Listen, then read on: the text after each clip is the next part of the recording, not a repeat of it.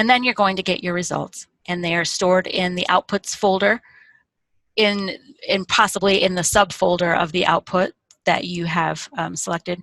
There are two statuses. There are pending and there are completed.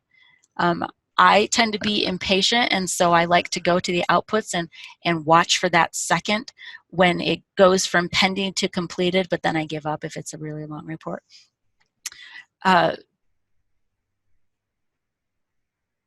Completed it's going to show both your successful and your unsuccessful reports if something was broken. And so there will be a failure report in there if it's, for some reason, it's broken. But pending just means it's waiting to finish its processing or even begin its processing. Then you're going to click on the checkbox for that output, and then select View Report Output and Submit. I'm not sure if I have something in here. Let's see. Oh, I do have one. So I would click Select and then View. I could, if I wanted to, delete it, and then if you want to organize things a little bit better, you can move to a different folder in there. An important consideration here, especially for regular recurring reports, is that your output and your reports are deleted after 30 days unless it's a recurring report, in which case the recurrence of the report will stay in there, but the output will be deleted after 30 days. So make sure that if you are tracking data in here, that you download it if you need it. I have been, I would say, victim of, but it was my own fault. This on 31-day months when I was running recurring board reports, and I went in a couple days after to prepare my board report because I knew that there should be results in there, and they weren't in there because they had been deleted before I got to them. And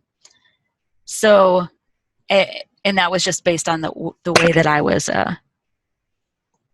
gathering some data. So keep that in mind. 30 days, your output is deleted. Now you can run the report again, but if you don't want to, make sure to gather your information.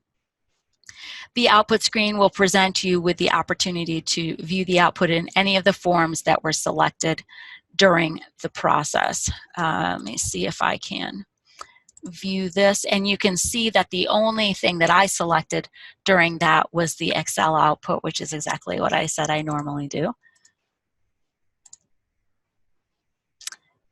The tabular view and the charts you will see inside a web browser, and then CSV and XLSX or XLS or whatever may be downloaded and manipulated in Excel or really any spreadsheet software that supports the file type. CSV is maybe a little bit more agnostic, and so there are some open source spreadsheet tools that you can use that may not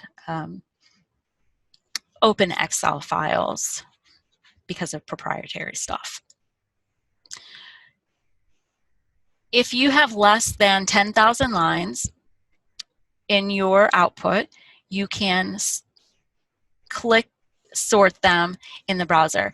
Now, I'm not entirely sure how valuable sorting up to 10,000 lines in the browser is. That's a large data set, but you can do it. So there that is. And then storing reports.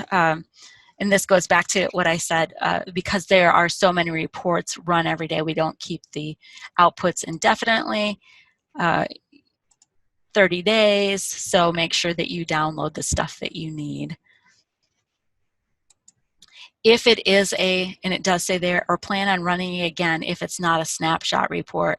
If it is a snapshot report, you are probably going to need to go back and run it a little bit differently, and so that you can gather that information you needed for the time frame.